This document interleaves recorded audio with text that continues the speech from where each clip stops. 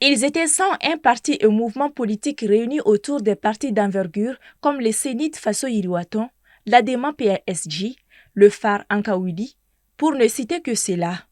Rassemblés ce mardi, ils ont d'abord souligné leur soutien aux autorités après la destruction d'un drone de Fama par l'Algérie dans la nuit du 31 mars au 1er avril 2025.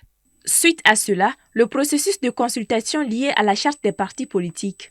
En effet, demain mercredi 16 avril doit débuter les consultations avec les forces vives de la nation sur la relecture de la charte des partis. En prélude à cet événement, ce mardi, l'ensemble des partis adhérents à l'opposition ont décidé de ne pas prendre part aux assises, tout en soulignant n'avoir aucune objection à la consultation des forces vives sur des sujets d'intérêt national.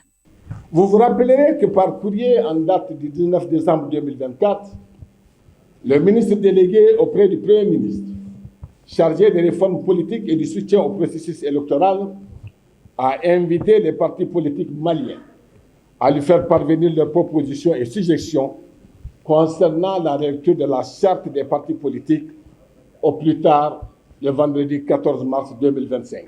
La suite logique de cette démarche, enclenchée par le gouvernement lui-même, aurait dû être l'adoption du document transmis, ou à défaut, l'ouverture d'un dialogue entre les autorités politiques et les représentants des partis dans un esprit partagé de recherche de l'intérêt général.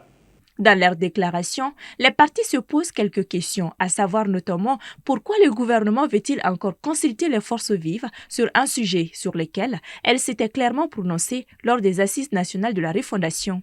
Ces questions se posent d'autant plus qu'aucune difficulté n'entrave l'application des résolutions issues des ANR auxquelles les partis politiques se sont conformés.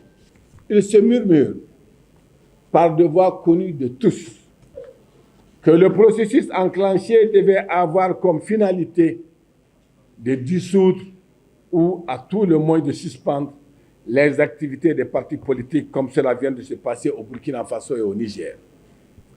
Mais il est important d'avoir présent à l'esprit que ces deux pays frères et amis de la Confédération AES n'ont pas de constitution en vigueur comme le Mali. Pour des représentants des partis adhérents, le choix est fait et assumé. Nous avons dit que nous ne souhaitons pas vraiment en tant que parti participer à ces consultations qui sont plus ou moins contraires, aux décisions des ANR. Nous ne participerons pas.